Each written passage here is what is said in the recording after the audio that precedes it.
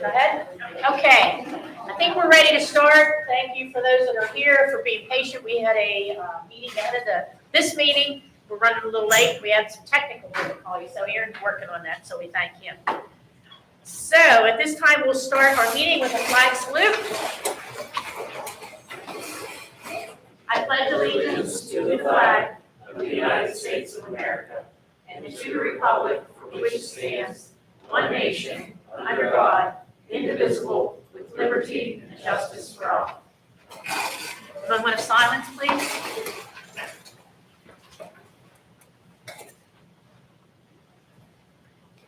Tammy, could you do the roll call, please? Patty Anderson. Here. Karen Armagos. Here. Megan Dreher. Brady Fight. Here. Diane Page. Here. Jeff Powell. Here. Janine Stump. Eric Sundling. Here. Kelly Terwilliger. Here. Thank you. I just want to make a note that we had an executive session on February 23rd for personnel matters. And at this time, we're going to talk about the minutes from the last two meetings.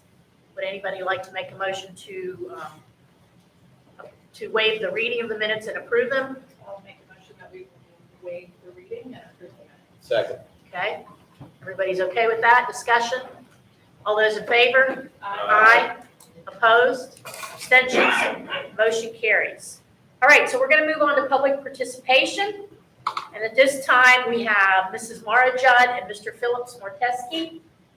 I said that correctly. If you would come up to the microphone, state your name, everything, so those online know what's going on. Hi, I'm Mara Judd. I spoke last Monday at the virtual workshop, and I brought 3 questions to the table regarding the potential co-op of girls and boys basketball. As I've already stated a million times, I'm not against any co-ops. I'm just wanting to understand it.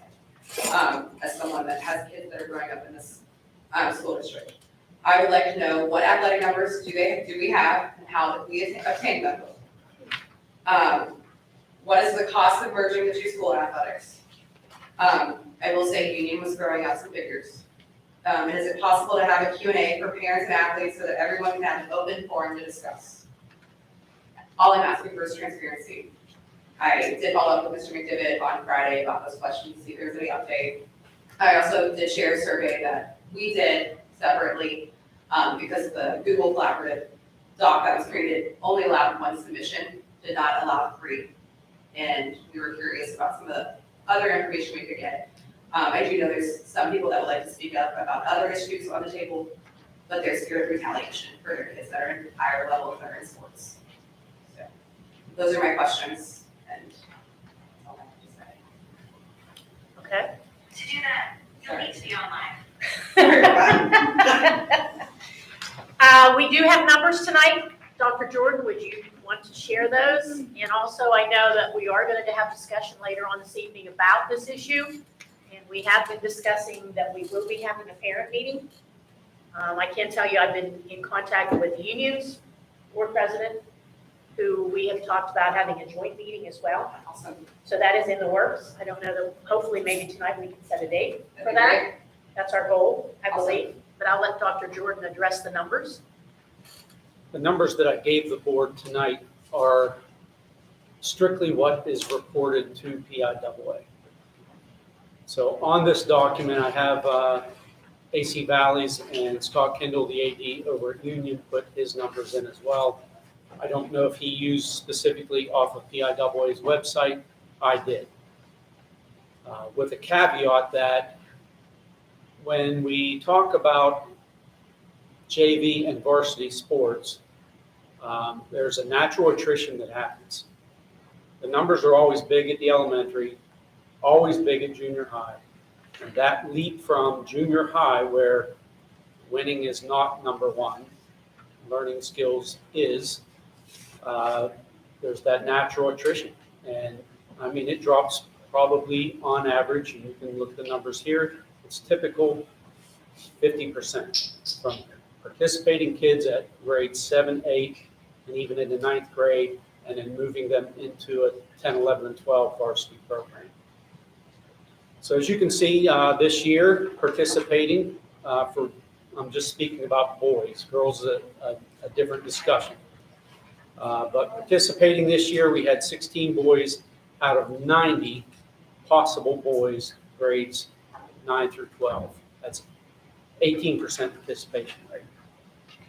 Next year, using the same exact numbers, and again, I know specifically of 2 kids that will not be participating that aren't reflected in this, but I used real numbers of kids that are actually enrolled this year.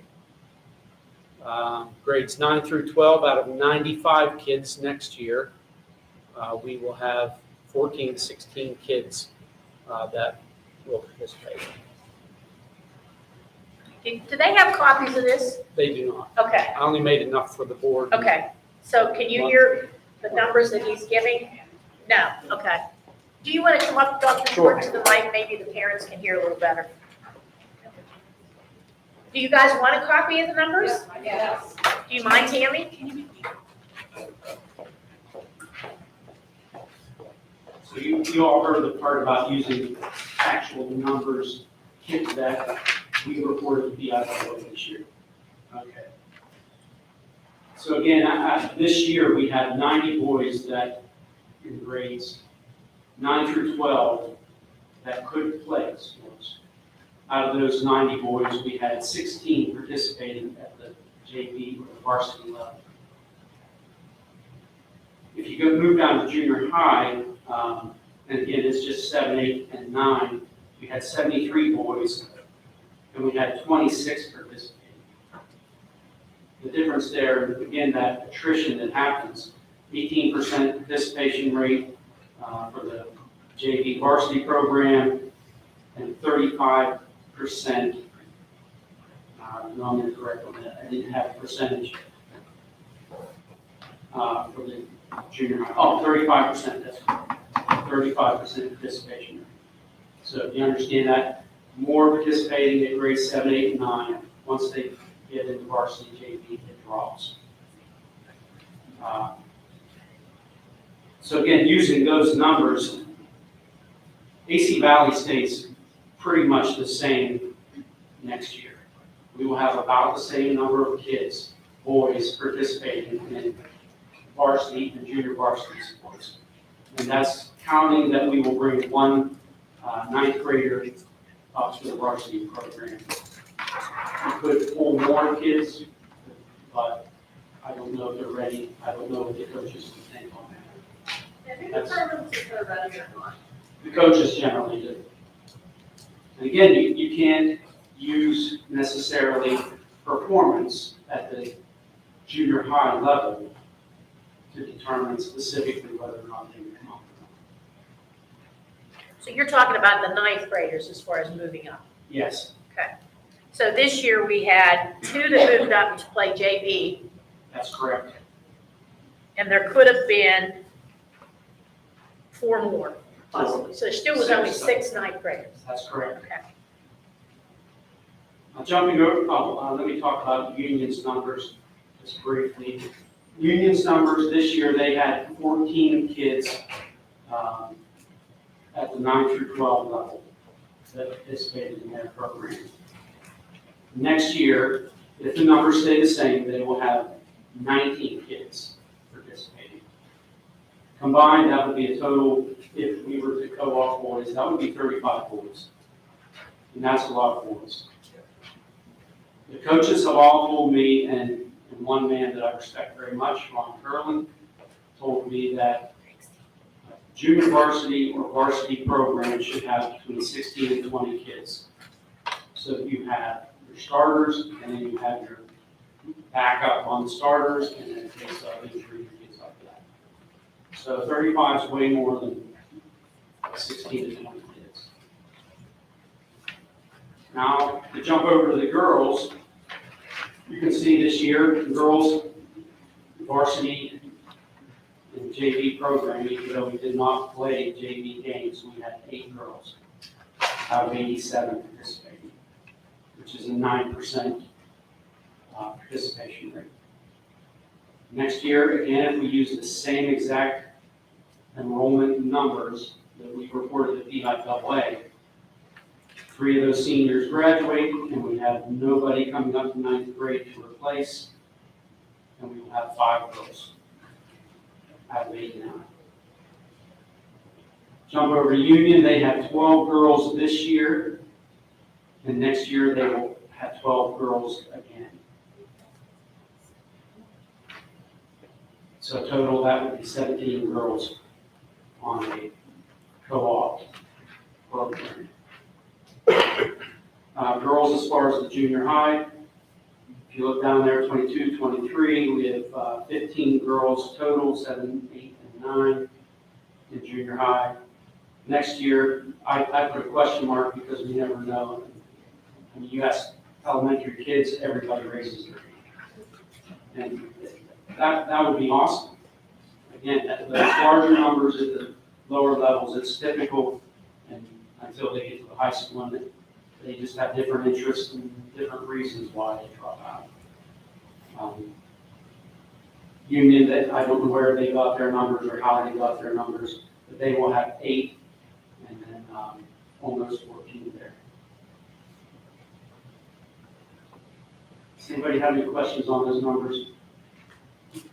Just for clarity purposes and what the athletic committee discussed when we originally looked at all these numbers, the reason boys varsity program was even discussed is because Union, if you were to look at the numbers down into their junior high program, are very low. They would be able to survive easily next year. As I said, a co-op boys program next year would have 35 kids. That's way too many.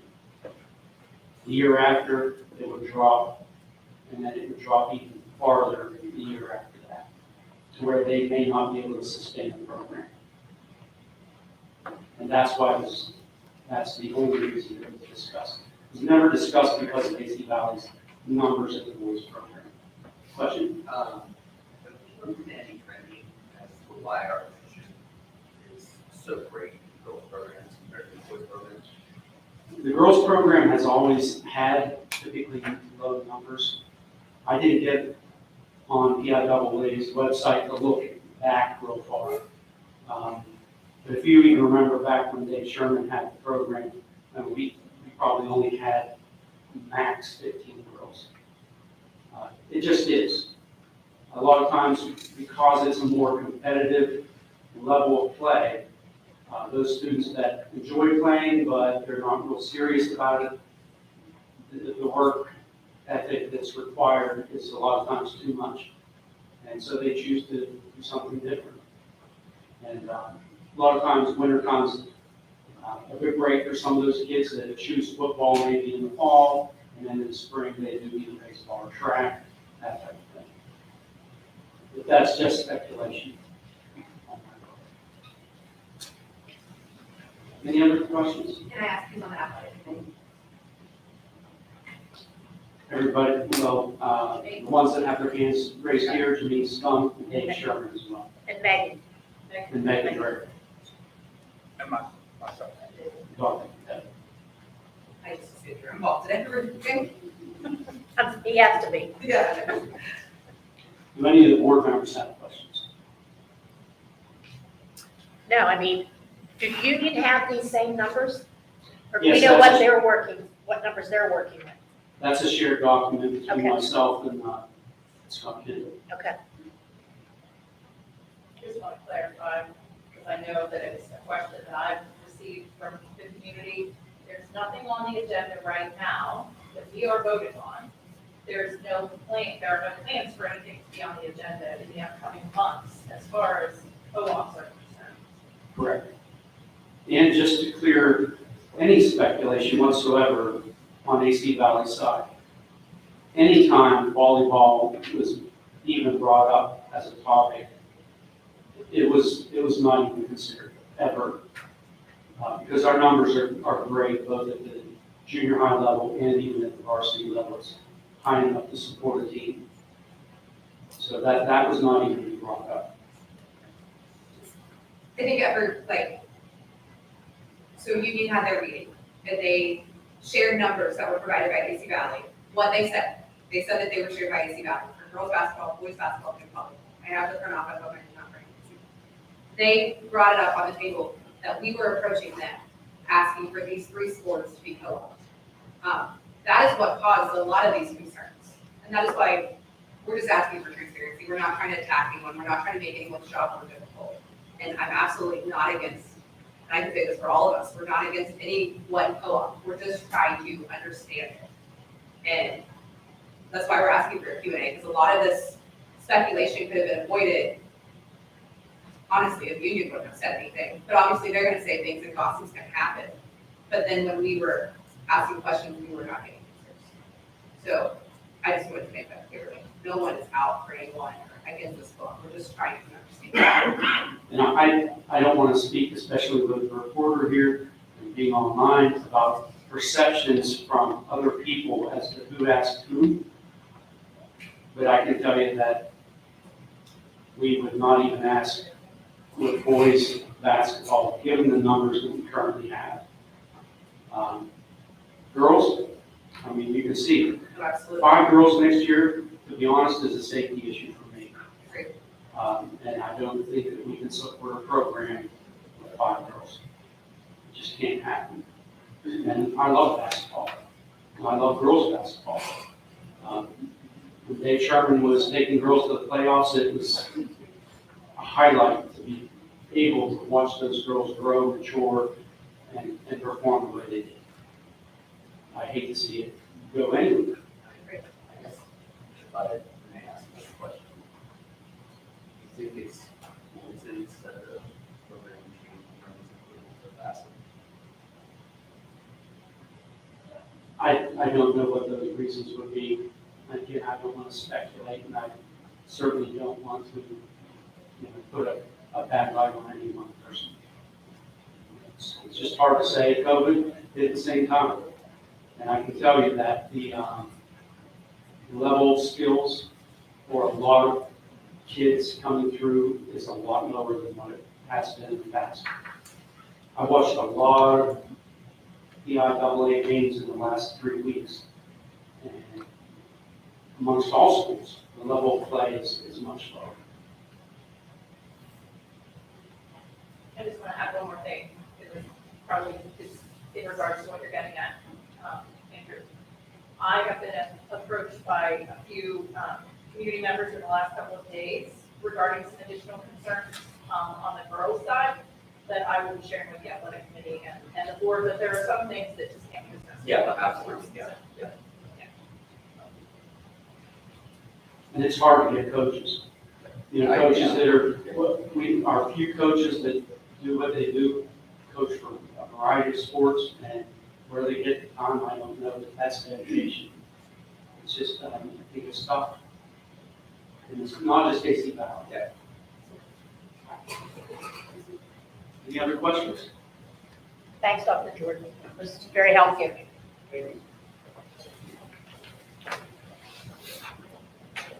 Any other public participation this evening? All right, just one follow-up as far as your cost.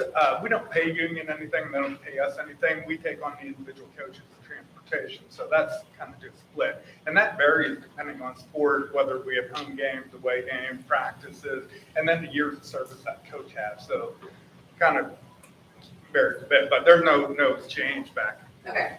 per that. And it depends whether we are the host or they're the host, whether we pay for the head coach or they pay for the head coach. So that can affect the cost as well. Got it, understood. Yes, Can anybody apply for the position then, like, or does that have to be open for somebody to apply for the coaching? we'd have to open the position. That's what I think we're getting at too, like, if it's not there to apply for, how do you guys know if anybody wants it or not? Well, when it is open, yes. Right. I asked a question on that, is that an annual contract? No. Or is it a renewal? No. It's not annual. Union does theirs on an annual basis. Yeah, we don't. Ours is just Resignation. resignation, or the board chooses to ask them to resign, yes. Yeah. But ours isn't an annual thing, that they're renewed every year. Okay, yes? Going forward, is there a way that we can disseminate information in an easier way so that it doesn't seem like we are totally in the dark? So whenever union presents their meeting and they have a full plan laid out, they have like, they're gonna have junior high basketball, they're gonna have ninth grade basketball, they're gonna have a co-op, everything's gonna be joined. It sounds like they already have a plan, and we're just hearing about anything. Well, I think there's miscommunication there because union jumped the gun on all this. To be honest with you, there is no It's plan. not the first time I heard that. There has been no It's not the first time. formal discussion. But I heard that from our own school. I didn't hear, that's not the first time I heard it. I heard Right. it from here. That there's no plan. But I think there are things that we discuss as they come up, but that doesn't mean we're proceeding with those things.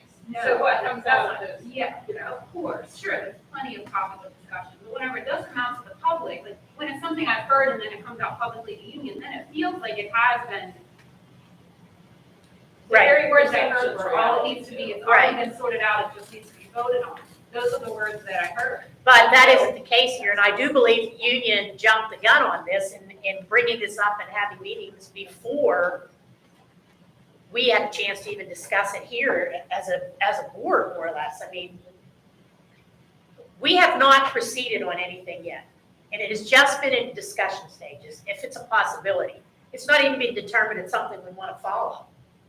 So in the future, I would just request that there is some way to keep us all in the loop of that.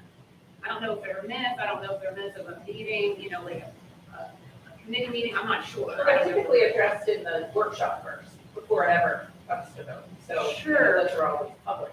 But I think there's a lot more discussion that happens before it ever gets to the point where, we're discussing it there. And we discussed it in a public way. I mean, And I believe an athletic committee would be a public meeting, right? I mean, think it could be. It could be, yeah. So if athletic committee meets and people want to attend that meeting of those board members, and there are other people on there besides board members on the athletic committee that, I mean, I don't see any reason why we can't advertise that. And Or we could post the minutes. We could post the minutes. Yes. They're not always compatible, but we could post the minutes. So the subcommittees are, is it, you said there's other than board members? Yes. Is it personnel, or is it like parenting personnel, or is it open to certain things? well, we can, the athletic committee is Dr. Jordan, Mr. Sherman, the board members, Dr. McDevitt, I'm trying to think who else is on there. You make it Janine from the board. Okay. I've set in on some. All with Diane. Yeah. So, and sometimes coaches attend too, depending on if it's something, depending on the topic. So those dates could be posted, or the dates and times can be posted. We don't meet regularly, Leah. I mean, we can communicate that. We haven't had, we meet when there's a need, especially, There'll the start probably of be- there'll probably be a need. And we have met virtually too. Yeah. But it's not on a monthly basis. We don't meet that often. Can I add one more comment too? Sure. And it's something that I brought up, I think, 2 board meetings ago, maybe even 3. If a co-op was to happen, and it's just based upon PIAA numbers, girls basketball would go up 1 classification. So what that means is if you did it in the middle of a cycle, you would not be able to, or be, you would not be able to participate in any playoff games if you did that. Boys, and again, it's just because of the numbers, would stay the same, single A, and would be able to participate in any playoffs if we did it in the middle of the cycle. If you do it when the cycle changes, that's a different story. So if we get girls for next year, it's in the middle of the cycle. Yes. Cycle goes with seasons, it's not like a day, like a 3 months before the season starts, Well, they do it in the month of July. Once all the schools start submitting their new enrollment numbers, that's when they make those Is classes. it a 2-year cycle? Yes. So we're in the first year of that 2-year cycle. We're finishing the first year. So next year would be the second year of the cycle. Can I just ask one more question out of curiosity? I heard you guys talking about like the 1-year contract versus open-ended contracts for coaches. And a lot of the school districts around us, Montauk, Union have 1-year contracts. What was our decision? Or why, or has it always been that way that we just have open-ended contracts? Yes. We never changed it, not that, I would certainly be open to changing it. I think it's just been the way it's always been. Yeah, I guess, It's hard to get a coach if you're only going to coach one season, I think. You know, Oh, it's a lot of work. Yeah, Put in all that work and only get one season out of it would be really difficult. but Well, I and guess it's hard for the kids. If they, like, I'll use Union cheer for an example, and I know Stacy would back me with this. Union's cheer coach has changed every single year. And there's no stability there for the girls. So it's hard to have a successful program when you change coaches, you change coaching strategies, and things like that on a yearly basis. So, you know. what would be the, I guess, the downside of the 1 year, with the right to renew every year? You know what I mean, like, you wouldn't have to, say you had a coach that was interested in coming back every year, all you're doing is putting terms on, hey, we're still good, we're just gonna keep going up to the next year, we have none, we have a renewed contract, or it's just a discussion every year, as opposed to, no, we have to rehire every year. Is that a possibility of contracts reviewed annually and then rights renewal?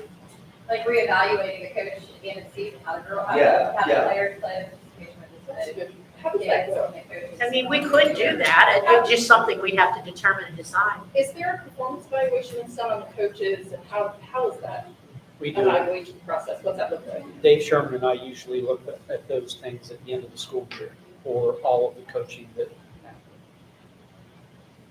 So difficult to get coaches, it really is. Well, and I want to make it clear, like, I'm not asking for any coaches to be fired or anything like that. I'm just saying, if we have a coach that's willing to come back every year and all we're doing is saying, okay, we'll bring you back, but we're going to discuss annually for whether it be we have attrition numbers or whatever, like, we're going to co-ops now, we don't need 7 coaches on a team, 14 people. We have that right to kind of change. And also just to go off that, there are situations where a coach does affect the numbers and there are complaints brought to the table and those should be able to be up for conversation. Well, instead of, if I knew my job was open and they're not gonna get rid of me, who cares what I do every day? And there's no consequences. And obviously, I don't know what goes on with coach conversation. I would say. Right, we wouldn't be able to do that, yeah. We might have to wait till it's a contractual year when we renegotiate the contract with the staff, because that is part of our teaching contract, those supplementals. So at this point, we wouldn't be able to say next year we're gonna open that up. It would have to be something that would happen in a contract year when the contract's renewed. Absolutely, I don't think we're asking for immediate results, we're just bringing, asking questions and bringing up people. Yeah, and I think, like, as a group, the parents, we went to cultivate the program, we want to grow it. We don't want to have 5 kids on the team. We want to see that 15. We want to be proud of where we live, whether that be with a co-op or on our own. We want to grow it to the level of 5 like we used to see. So we're all in it for the long term. I can say half of these parents here are coaches, at least half, in some regard to youth programs. And we want to continue, a big part of that is the buy-in that we put into the AC Valley. Like, we're in conversations with Stacy and helping with the youth program. We want to see these programs grow. And our programs grow if they see a realistic opportunity for their growth, for play in high school, go to state championships and everything and such. Like, I was ecstatic to take my daughter to the state championship to watch Stacy's team. That was amazing. We want the buy-in from our youth. We appreciate all you. Yes. So we're gonna be discussing this more later on, and I'm assuming, or hoping that at that point, we can maybe come up with a date for a parent meeting. Possibly just here or with Union to discuss, you know, where we wanna move with this. Because I think we need to have that as our next step, so. If we move at all on this issue. Is there any other questions or discussion? Okay, not seeing any. We've had our presentation this evening. So I'm going to move on to board concerns. Yeah, I got one. So last Tuesday, I went and visited both the schools, and one thing that sort of just bothered me that I have some questions about that are still unanswered. In the 3-4 community, there is a pop-up tent with some bug netting around it, and there are chairs and beanbags and fidget toys in there. And I'm told that it is used as a common space, and it wants to be, those places want to be implemented K through 6 in all the community rooms. I have an issue with that. I think it is setting the kids up for failure. I know on my job sites and other careers, you do not have a calming space. You need to learn how to deal with your emotions. And I understand COVID had a big impact on that. But being that we already have 2 rooms in the building dedicated to desensitizing and calming, I don't feel like that is necessary. And I know there's some other issues within the department that I think could be fixed, and I think staff's time and resources could be better used than trying to implement these rooms. I was glad to hear it's grant funded, and we're not using the district's funds for it. But I don't see use for it. I feel it's, again, setting the kids up for failure, not helping them. Did you talk with the special ed director as far as his I talked with reasoning? I talked with Anna, the Okay. psychologist. I would suggest probably we also need to talk with the special ed director, Okay. Dr. Maines, about, what the reasoning was and if there's research that backs that and why they decided to do that implementation. Maybe he could explain that a little better and give us some feedback on if it's working or not working or how often it's being used, that kind of stuff, before we, make any decisions. So I'll ask, I'll maybe take care of that. David can check with that and get us some more info. Is it okay with you, Brady? Yeah, that's fine. Yeah, Okay. thank you. I have one other thing as a board concern I was gonna bring up, and I don't know if you were aware of this. I hadn't been, and David may be able to explain it more. I'd seen this in the paper that Mars is disputing the teacher training program called Culturally Relevant and Sustaining Education, or CRSE, program framework. When I looked at it,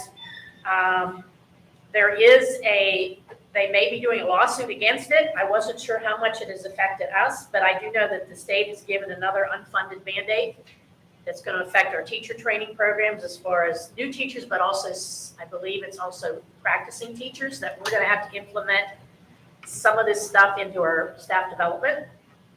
I have some concerns about some of the framework itself. I'm concerned it might lead to, and I just lost the word I wanted to use, I apologize, the critical race theory. I know that's a big issue out there, and in reading this, it's kind of points towards that a little bit. So I think we need to do some research on this. Do you have anything on it? Have they contacted us at all about making sure? I believe it has to be in effect by, I'm going to see if the year is on here. I know they gave a date when they want us to start doing all that. There was some additional training that the elementary teachers will have to do, but I'm not sure if it's tied into that or not. So. Okay. I'll see what else I can find. I did look it up on the web. You can read what these statements are for this. It's through the Department of Education, and it's called the CR-SE Program Framework Guidelines. So I think we need to do some research that and see if they're going to be asking us to do some more, spend more money on things we're really not wanting to put into effect. I don't know if you've had that at all, Eric, they've talked about that at all. This is the first I heard of it. Okay, well, me too, until I saw this in the paper and that Mars is going to pursue the lawsuit against the state, so we may want to check into that. I'll look into it and report out. Okay, thank you. Sure. Anything else? Okay, not seeing any, we'll move on to the consent agenda. If you would take a look at the consent agenda itself. Are there any items A through N that you would like pulled out and voted on separately?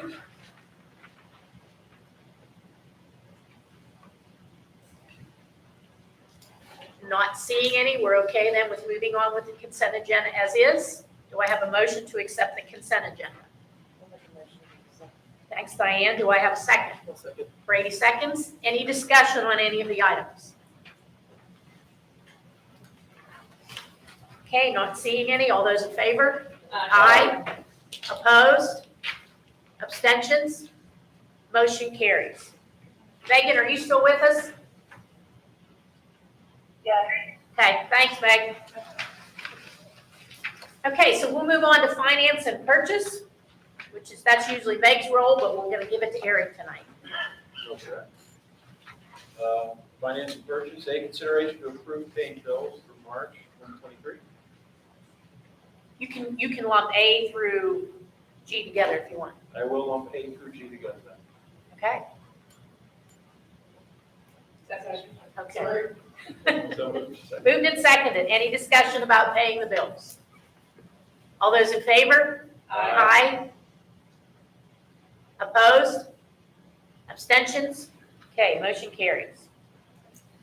On to H, cafeteria, National School Lunch Report, February 2023, Stacey Wall.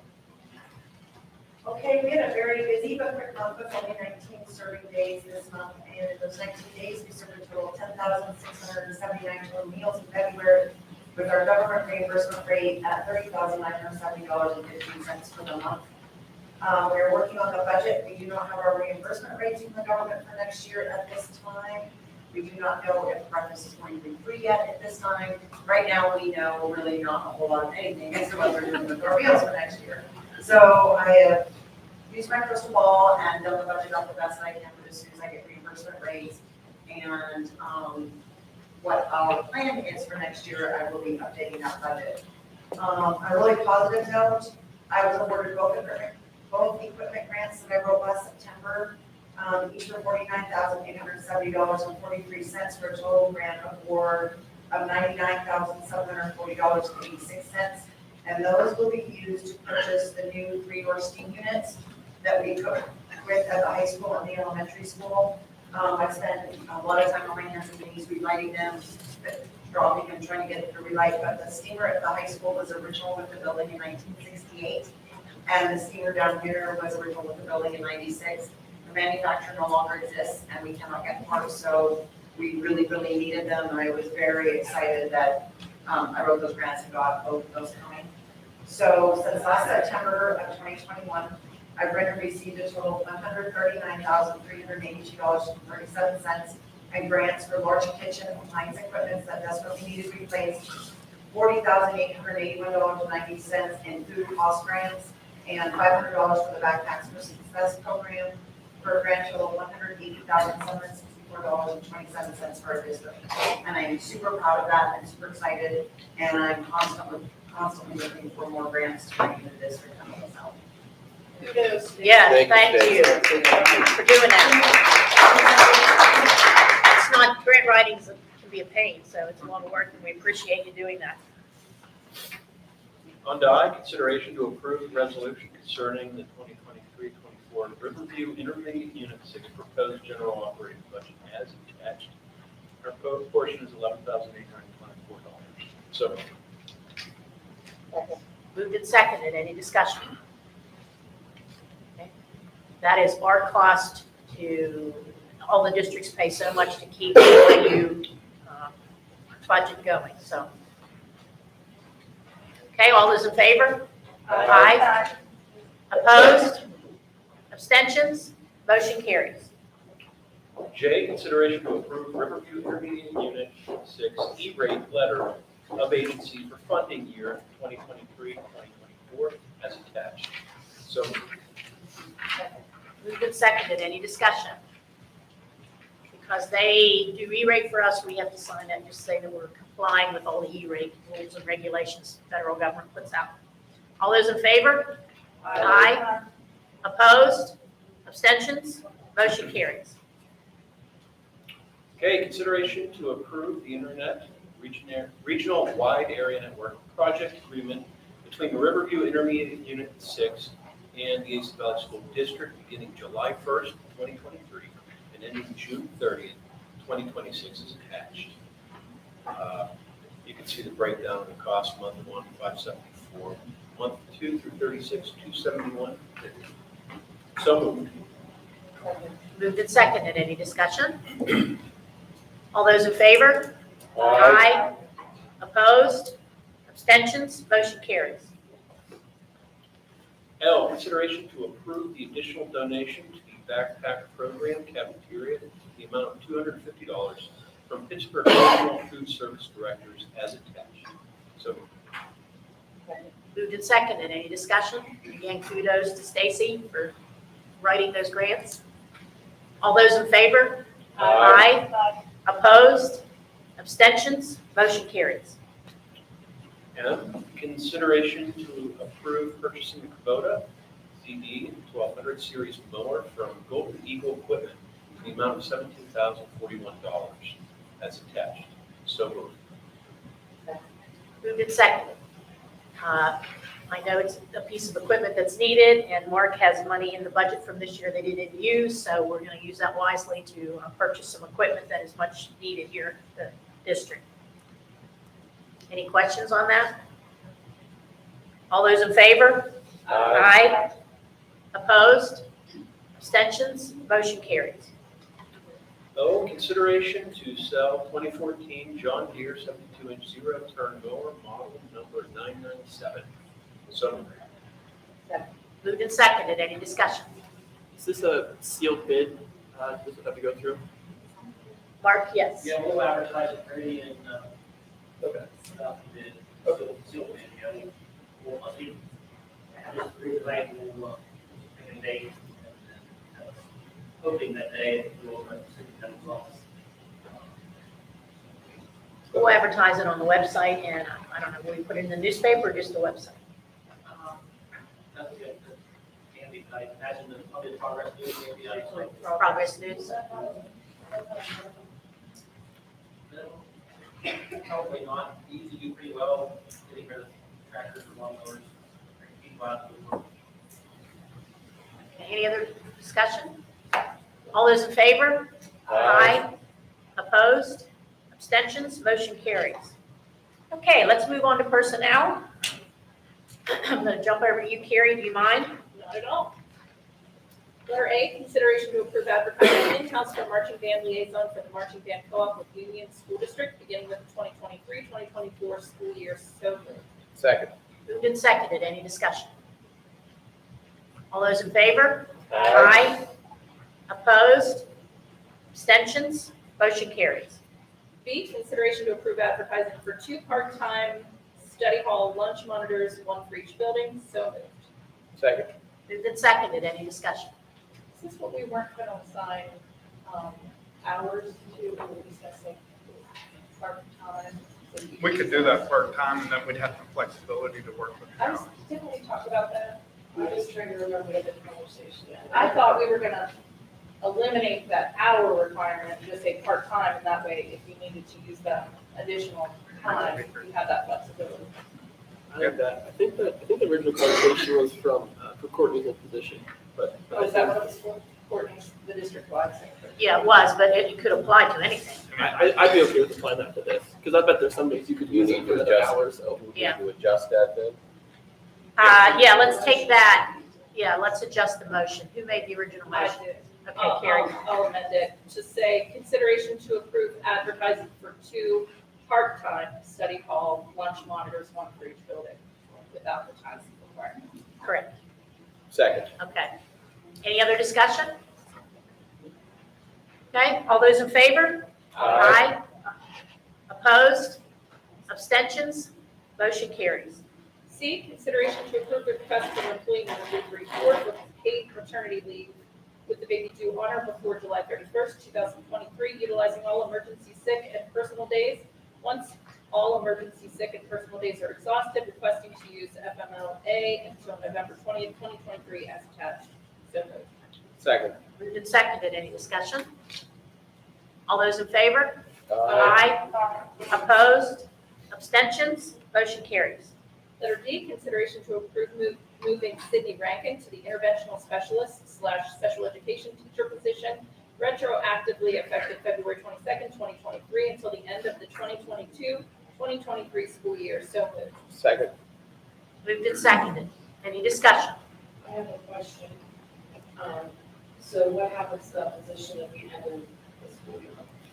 We had a internal bidding meeting, and one of our current staff members will be moving into that. Yeah, remember we talked about making that move now, but we decided to wait so we're not as disruptive during the school year. There's only 2 months left. So, okay, any other discussion? All those in favor? Aye. Opposed? Abstentions? Motion carries. All right, so before I read this, I'm going to remove that hour requirement from this. Yes, but I still think we need to leave the days in there. Yeah, that's fine. Consideration to approve hiring Emily Shoemaker as the part-time 200 days per year district secretary upon receipt of all appropriate documentation contingent upon a 60 workday probationary period at an hourly rate of $15.94. On completion of the 60-day work period, the hourly rate will be $16.94. So moved. Second. Moved and seconded. Any discussion? All those in favor? Aye. Opposed? Abstentions? Motion carries. Letter F, consideration to approve hiring Dan Reed as assistant varsity football coach upon receipt of all appropriate documentation at a supplemental salary of $3,783. So moved. Second. Moved and seconded. Any discussion? All those in favor? Aye. Opposed? Abstentions? Motion carries. Letter G, consideration to approve hiring Cynthia Sigworth as head junior high volleyball coach at upon receipt of all appropriate documentation at a supplemental salary of $878. So moved. Second. Moved and seconded. Any discussion? All those in favor? Aye. Opposed? Abstentions? Motion carries. Letter H, consideration to approve hiring Megan Bashline as assistant junior high volleyball coach upon receipt of all appropriate documentation at a supplemental salary of $659. So moved. Second. Moved and seconded. Any discussion? All those in favor? Aye. Opposed? Abstentions? Motion carries. Letter I, consideration to approve removing Michaela Manross from the AC Valley coaching staff roster. So moved.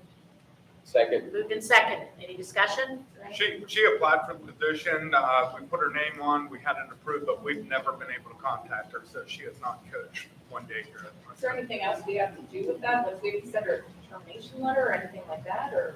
No, it was just internally, we had it approved. She's never even contacted She wouldn't return calls. Yeah, so. Okay, all those in favor? Aye. Opposed? Abstentions? Motion carries. Letter J, consideration to approve the request from Mark Milford, Director of Buildings and Grounds, to retain Heidi Hubbs at an hourly wage of $13 per hour to perform summer 2023 mowing services for the district. So moved. Second. Moved and seconded. Any discussion? All those in favor? Aye. Opposed? Abstentions? Motion carries. Okay, consideration to approve the request from Mark Milford, Director of Buildings and Grounds, to hire 6 AC Valley students for summer 2023 work at a rate of $10 per hour. So moved. Second. Moved and seconded. Any discussion? All those in favor? Aye. Opposed, or sorry, opposed? I'm reading and trying to talk at the same time. Opposed? Abstentions? Motion carries. Letter L, consideration to approve appointing Courtney Chalmers as Assistant Transportation Director at a yearly stipend of $1,000 per year, retroactively effective February 22nd, 2023. Pay for the remainder of the 2022-2023 school year will be prorated. So moved. Second. Moved and seconded. Any discussion? Just keep in mind, that was an additional work that had fallen upon that position over the years. We had provided that to Jody Shapley whenever she was here, and Courtney will be doing additional work outside of her normal work day as well with that. So being that she does pay the bills, it just goes hand in hand with a lot of work that we're doing. Any other discussion? All those in favor? Aye. Opposed? Abstentions? Motion carries. Letter M, consideration to accept the letter of resignation as head cross-country coach from Stephanie Whitmer, retroactively effective March 12th, 2023, as attached. So moved. Second. Moved and seconded. Any discussion? All those in favor? Opposed? Abstentions? Motion carries. Letter N, consideration to approve advertising for the vacated head cross-country coach position. So moved. Second. Moved and seconded. Any discussion? All those in favor? Aye. Opposed? Abstention? Motion carries. Okay, so we'll move on to instructional services. Brady, do you want to do that? Sure. Elementary report is at your table that you see here, some photos left here. Secondary report, Jordan. Just to mention, just like on Mrs. Sherman's updates, the report cards for the third quarter will be issued this Thursday. I would also like to take some time to focus on one of our students, Natalie Welter. If you don't know Natalie, she is very good at shooting, and she has been invited by the National Junior Olympic Rifle Association to participate in a championship round in Colorado. If she wins there, she would be training to compete for an opportunity to be placed on the U.S. Junior Olympic team that would send her to Germany. I hear her odds are very good. So if you see her and know her, congratulate her and cheer her on. Mrs. Logan and I met with all the seniors to discuss the upcoming graduation projects, which will be held on April 21st. The students are very nervous, but excited to get this thing done. They will present to the faculty that day, and we've been working with the underclassmen as well to complete all their requirements for this project. We are also finalizing the details for our career day at the high school on Friday the 24th. We've been working with Mr. Milford to get everything secured. We have up to 80 guests right now registered for both classroom and in the gymnasium. Over 31 trades will be represented, along with the military and healthcare and various other businesses in the area. We will also be offering lunch by our students that are enrolled in the family and consumer science classes. Finally, Mr. Graff wanted me to bring down a couple of projects that students have worked on. These are projects from Skyanne Moan, Caden McNanny, Jamie Rupp, and Zach Johnson. So if you'd like to check those out after we're finished, come on over. And that concludes my report. Thank you. Federal programs report. So we finally received our award letter for the PCCD School Safety and Mental Health Grant. So we are going to begin spending that out as we had talked about. We are receiving $109,458 for physical and $109,458 for the mental health side of things. Projected spending will be our agreement with the Embleton Borough Police Department for this year and next year. Also, the Chevy Equinox that's going to be purchased for the police, our police officer here, as well as using it for home visits, communication devices that will project outside, so when students and staff are outside, they can hear announcements, as well as having mobile devices in the rooms that are like phones, they can go with you. And then the subscription that goes with that communication device. On the mental side of things, we are going to do an extra day of social worker this year and next. Hoping to bring some type of mental health therapist in, still working on that. Incorporating a rhythm app for students and teachers next year, and then replacing some books for the guidance department. Does anybody have any questions on the PCCD grants?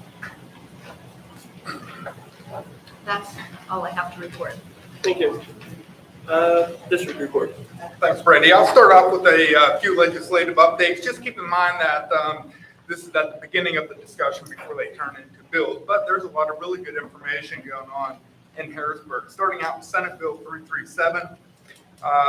This bill was introduced to support public school districts that offer cyber-based education. And what it does is it can prohibit us from having to send students out to outside cyber, which would be awesome. Yeah, fantastic. So if we offer a very like or similar program, then our kids won't have to remain here at the district. So hopefully that'll gain traction. If you talk to any local legislators, please support Senate Bill 337. Senate Bill 415 is also very beneficial to public education. That's reestablishing PlanCon. If you remember the discussion from years ago when the school building was built, Dr. Lucas Savage had applied for and received PlanCon money to help cover the cost. It's dried up. Once that project was over, there was no other money in there to support projects. If you recall, we did the roofs, we did the Act 39 energy efficiency project, and we did not have support from PlanCon. So hopefully this bill continues to have traction and that program gets reestablished.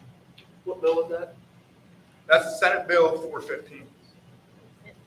And again, any support that you can share with the local legislators, please do. We all heard Governor Shapiro's budget proposal of $42.8 billion. and he does have a large investment in public education. There will be ongoing discussion between the two houses, but that was really good to hear.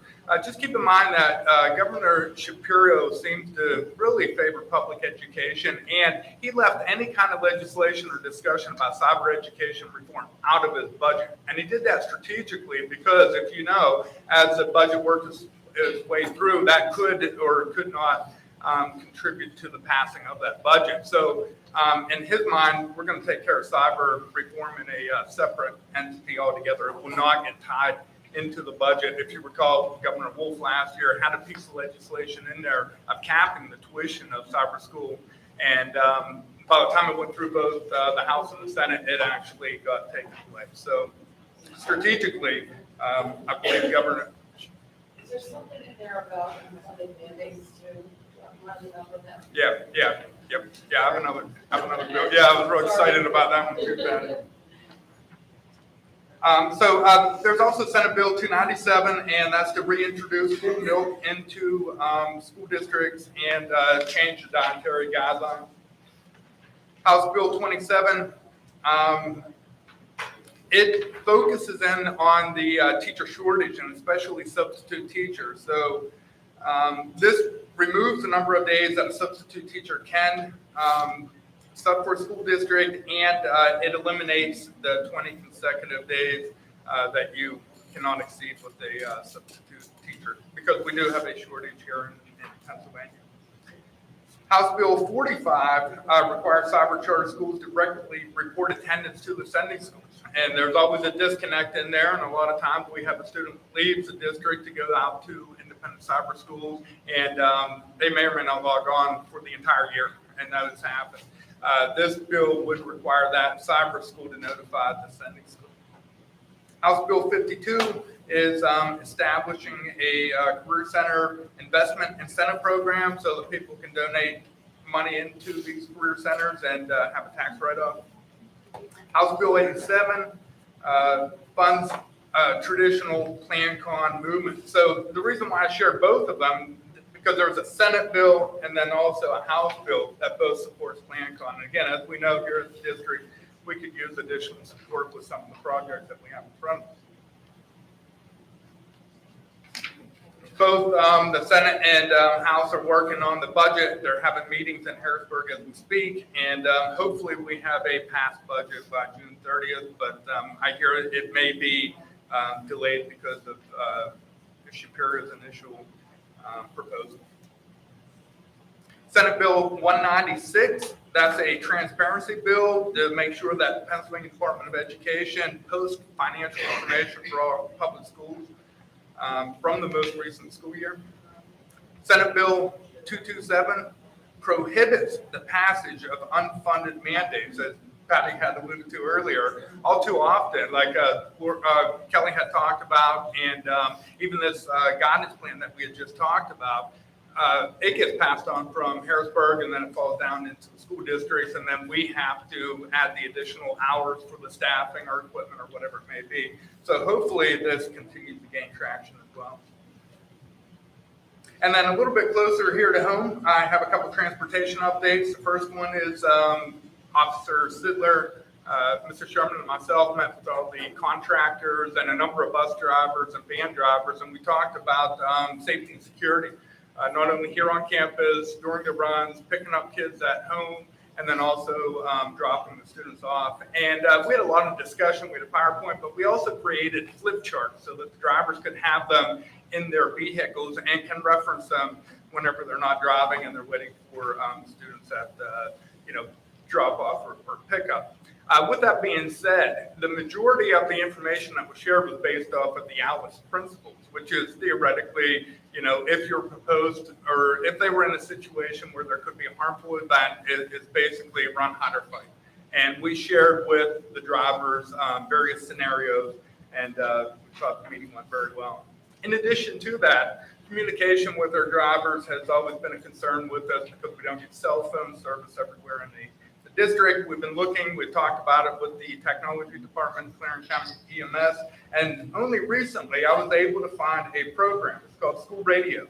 And I talked to Martin and Sabino, And he's from Illinois, but they're going to send us out 2 handheld satellite device radios that we're going to test with a van and a bus. And we're going to see how they work and how they pick up. Martin's from Pennsylvania. He knows about Clarion County, understands the concerns that we have with lack of communication and where cell phone service doesn't always reach. He assures me that it's a inexpensive mobile device that will work.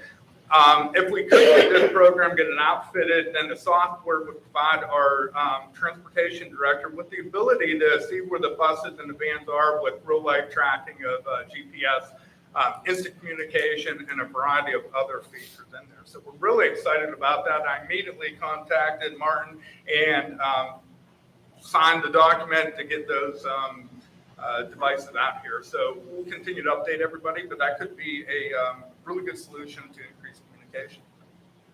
As we're planning for next year, we always host a IU classroom. This year we have the MDS, Multiple Disabilities Support Classroom, and since we do not have any students in that classroom, it will be leaving, and we will be adopting the 7 through 9 emotional support classroom.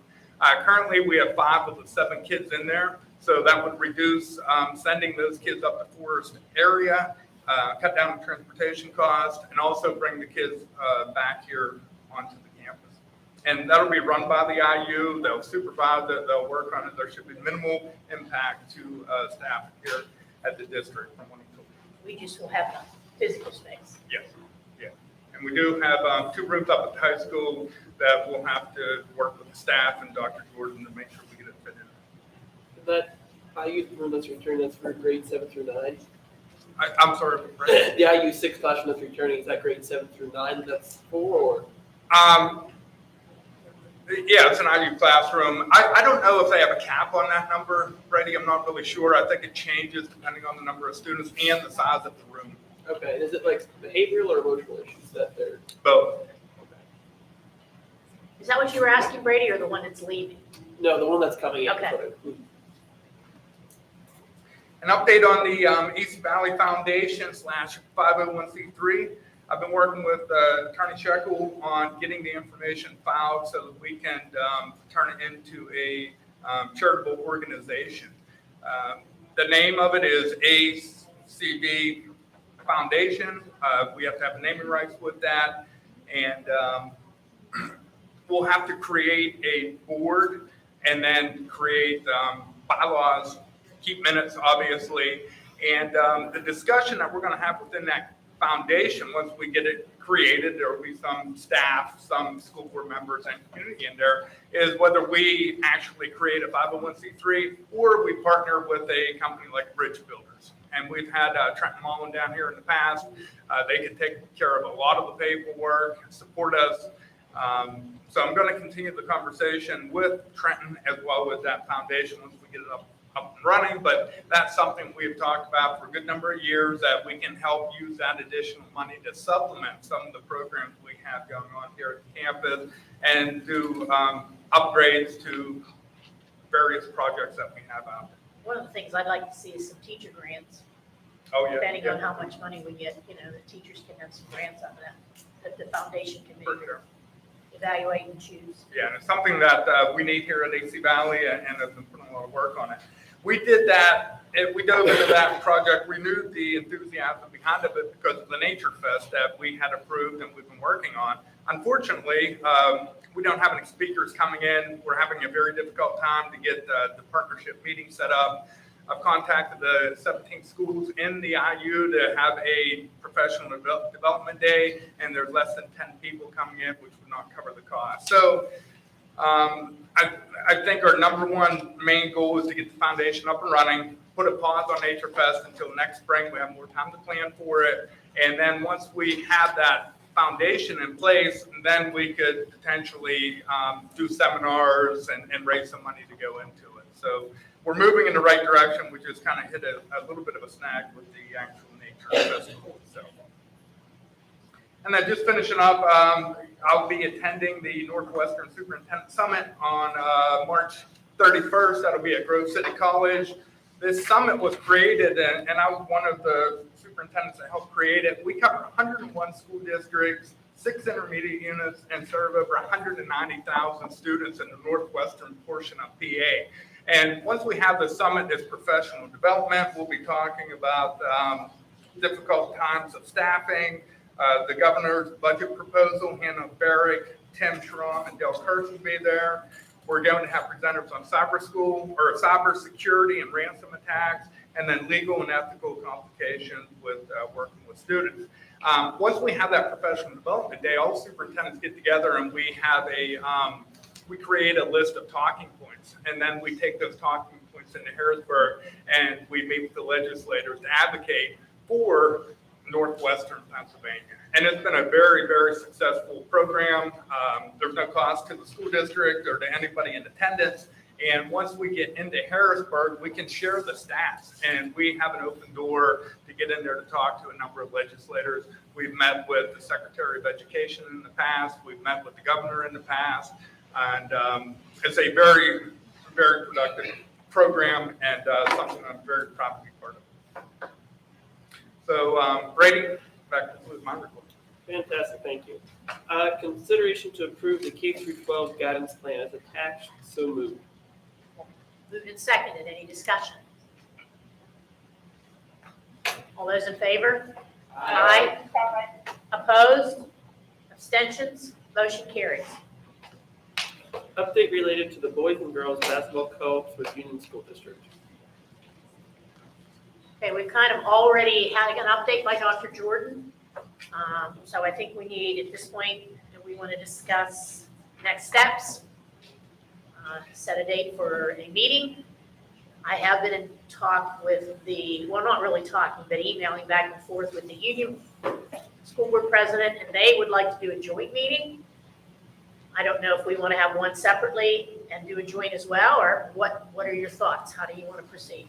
My recommendation would be to have a joint meeting so that the communication being shared is consistent among exactly what I was going to say. everybody. Yeah, because I don't know, I just think they've kind of jumped the gun on this, and I know I'm saying this publicly, but I was a little surprised when I read in the paper what you brought up.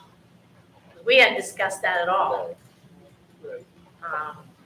So I really do think that we need to have a discussion with them. Maybe we want to meet with them a half hour before we meet with the public, so that we can see where they're coming from with some of their quotes. I'd be okay with doing that. You want to do that? We haven't met with their athletic committee for a while either, David. I know that, We meet in the fall. especially before these things, we've met with them to discuss this kind of openly amongst the group before it ever gets given. It's been, I think, 2 years since we met. I think we met in We the fall, met but in the field, but there wasn't very many there. I was there, you were there. They had 2 from Union, and Yeah, I was not there that night. yeah. yeah. Maybe that's something to think about, just so we're all on the same page. then. So what I'll do is work with Dr. Kimmel. We'll find a date that works for everybody. And what I'll do is send it out on School Messenger to let everybody know and really increase that communication to share and to get the feedback from our parents. Can you put that on the Facebook page as well, or have Lori? I can, somebody, make sure that it's out on the Facebook page? Yes, their school board president suggested that if I could give them 2 dates, and then they could discuss when they want to meet. I don't know if you want to just handle it all, that's fine with me. If you want to, I'll share, before John and I finalize it, I'll share the date with the school board members to make sure it's a good day. Okay. And we'll go from there. And I'll make a recommendation, since they had a meeting, that we'll meet here at ACV. I think that'd be a great idea. We meet here up in the, where would be the best location here? The other piece I would encourage you to do is to consider making a virtual piece for them to log in and hear questions, so that means you're gonna need some microphones or something, so people can ask questions, so that you can hear more, but, So you're saying have a face-to-face meeting, but provide a but virtual also option? provide a link. I would, if you're gonna Get do that, that, Karen? I would suggest, if you're gonna do that, I would suggest requesting questions ahead of time, so that you're not having to necessarily take them from the floor on that virtual capacity. Of course, you think a little bit on that too. You mean who's logging in virtually? Correct, because otherwise you're gonna have to have the magic person coordinating both places. Well, I would think, if they want to ask questions, they need to be here. I think that mean, if, People have, it's spring. yeah, I know, Do but, that. or send Or you somebody. need to say you're gonna have it out in a month. Like, you need to give them time to get. The only problem is if we really don't have good equipment to do virtual questions and answers. We don't have enough, we've talked about this, we're trying to come up with a solution with mics and stuff, because you really can't hear well virtually. It just doesn't work. So I think if they really want the information, they need to be present at the meeting. Well, I think there's enough parents that have kind of acted as designated representatives like Mara, Yeah. and Phil, that, I think there's a sharing of information in the community, parents, so. Yeah. So is that okay with this, if we just we can virtualize it, but I don't think we want to take questions from virtual participants. That's why I'm saying, if you take them ahead of time, then you have them, so you can have the answers prepared in the presentation. On our side, there's about 47 to 55 of us in a group message that are communicating on a daily basis. We've been meeting on Sundays. It is very much an open forum. So you would know the questions that people would have. I feel comfortable in saying that. They might disagree, but.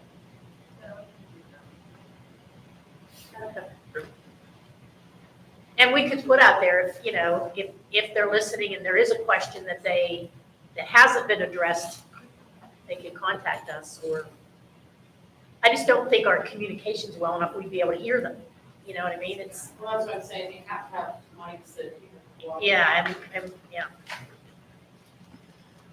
Okay, so does that meet all the questions that you folks had as far as what we're planning to do? Okay, so we're anticipating hopefully that in the next month. And knowing that nothing's being voted on tonight. I don't anticipate anything voted on in April. We're not planning to. Is there a timeline, Dr. Jordan, that we need to fulfill though? Well, the only thing that was brought to my attention, if we are intending on doing a co-op at all with any of those levels and any of those genders, is that summer practices would be good to do with both schools if that's going to be the case. So So by May, if we have 2 End of months May. that we could end of May. discuss this and come up with a consensus, so, Before the end of the school year. Yes. right. Yes. Okay, does that sound, we're good with that, everyone? Okay. Anything else you want to discuss with the co-ops at this point? I want to thank Dr. Jordan for his explanation and his numbers. That was very helpful. Do we want to make sure that Union, you gave this to Union, you told us, right? So Yes, they it's have the shared same document. numbers. Yes. Okay, thanks, Brady. Enrollment numbers for face-to-face student enrollment, ROC cyber service enrollment, ACV cyber service enrollment, outside cyber enrollment, IU classroom enrollment, outside placement enrollment, and homeschool enrollment dated March 15th, 2023 is attached. Okay. Student board representatives, they're not here this evening. And then the school police report is at your seat as well. Brady, we also have Chief Mike Mills here. Mike, can you go ahead and stand up and introduce yourself? Okay, Chief Mike Mills down in Edmonton, started at the beginning of March. Officially taking calls in that. I come from about 24 years, a little over 24 years, law enforcement, both at the local, county, and federal level. Well, we're very thankful to have you here and to be part of our district and to be supporting us, so. I want to thank you. Thanks, Mike. Okay, we're going to move on to policy. Patty, you want to do policy? Well, listen, they're all second readings, so you can lump them all together. Okay. You can just read the numbers and lump them. Yeah. So I want to accept policy A. Is anybody, did you ask? Pardon? Is anybody want anything? We wouldn't pull from here. No. So, items A through L, move to accept on our policy changes. Second. Okay, moved in second. Any discussion? Again, these are all second readings, so we've already talked about them, and we've had them voted on twice, so. Any discussion on any of those? Okay, all those in favor? Aye. Opposed? Abstentions? Motion carries. Okay, we'll move on to facilities. Mark? Thanks for the, improving the summer help. We use our kids, they do a great job. Thanks for bringing Heidi back also, she does a wonderful job, of course. We've had a very mild winter, we used more ice melt on March than we did all you winters. I took inventory before March, so I was like, I'll be in good shape next year, and then March hit. Worked on the budget, met with Andrea and David last Friday. Budget taken care of. Stacy's done a wonderful job with grants. There's two pieces of equipment she was talking about. One is high school's 1964, this was 96, but that company went out of business. So getting parts for them, we were always able to get parts for these things. Obviously, it's been in the school since 64. Market Forge is a company, and it's a big company in the first kitchen. The steamer units are no longer making parts for them. So our getting this grant is awesome. We've been patching these things up in the last year. I had no idea we couldn't get parts for them. I called the works parts for one this year, and I'm like, can't get that thing. What? You gotta be kidding me. This is, it's an important piece of equipment. Her getting this grant is awesome. It's a great asset. You approved tonight also taking our staff to Jamestown for the gym floor finish we use for gyms. They did away with it. We used to use low base and DOC to combine. Did away with it several years ago, probably 20 years ago. We used to use a water base and a two-part urethane. We did away with that also. Now we're going to other products. We do all of our own gym floors. We do all of our most everything in the district we do. We try to do ourselves. So taking our custodians up there that day, training this new product is beneficial to the district also. That's all. Thanks, Mark. Diane, do you want to do transportation? Well, information related to 2023, 2024 full year transportation comparisons is attached. We don't have to vote on that, but we do need a little bit of direction for April as we prepare that school board agenda for you, myself, and Andrea. Are there any recommendations? Should we keep it based off of what we've done in the past, or do you have any time to think about that?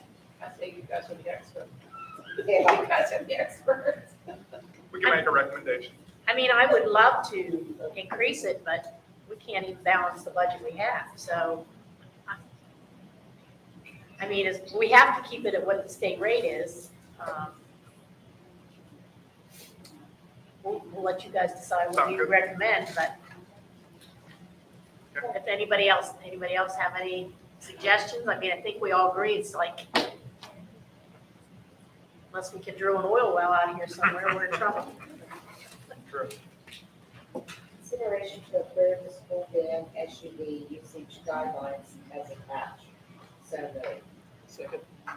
Okay, any discussion on those? Those are just guidelines we created years ago. I had the administration, AD, business manager look it over. We have updated it, add the SUV to it, and it's just a set of guidelines to ensure that the driver, the coach, whoever it may be, is being safe out there on the roads, but also maintaining the vehicles that we have available for them. And we have a list, and I know you were going to work on that, getting us an updated list of licenses for who all are legally allowed to drive our vehicles, right? We have a Yeah, we need to list. keep that, that's part of it as well. So, and then I guess I would assume anybody that gets added to that, we would vote on it as a board to allow them access, or do you? We normally don't, just internally, if they're a employee here at the district, they send down their license, Andrea will make a copy, and then we'll keep that within the business office.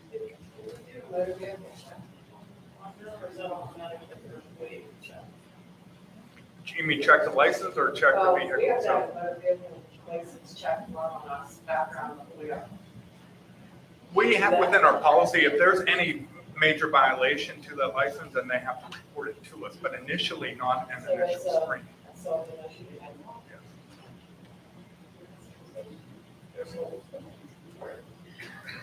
I don't know what that means.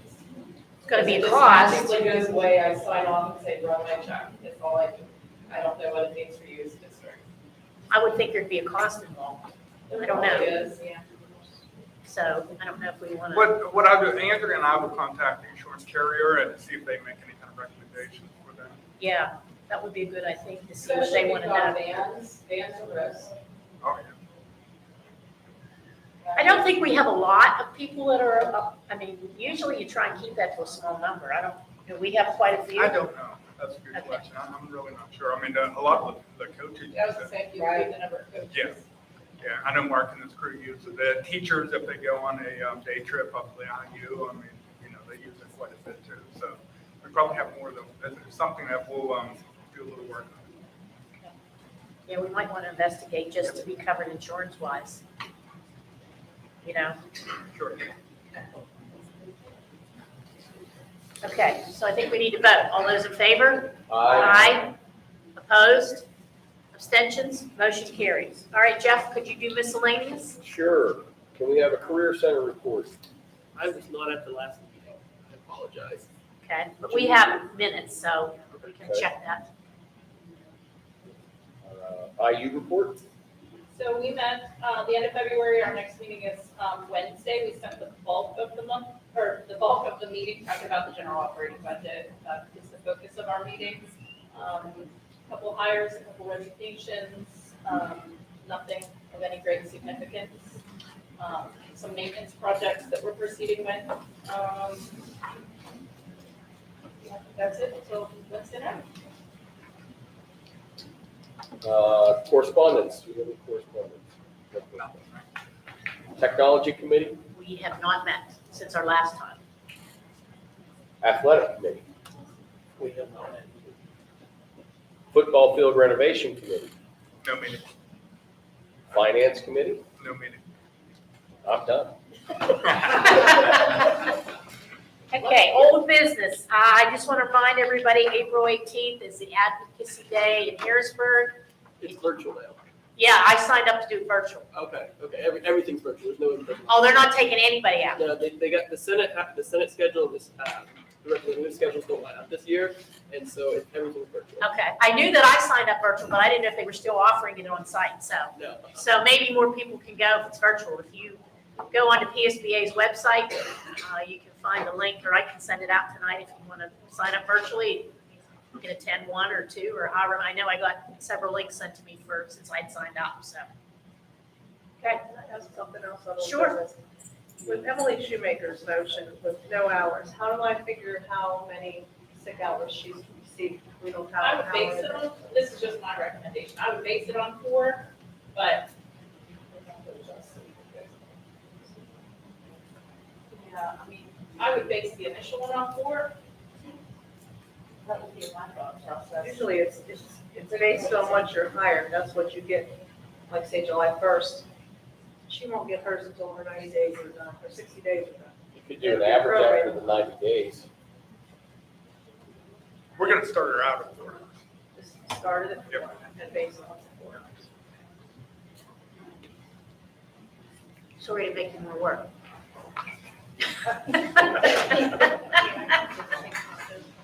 Yeah, Tammy's gonna yeah. lead us all. Makes it a little harder to figure out budget-wise too, when we don't have a set number of hours. But I mean, has to be a cap, right? To be part-time, They have to work less than 5 hours per day for an average. Okay.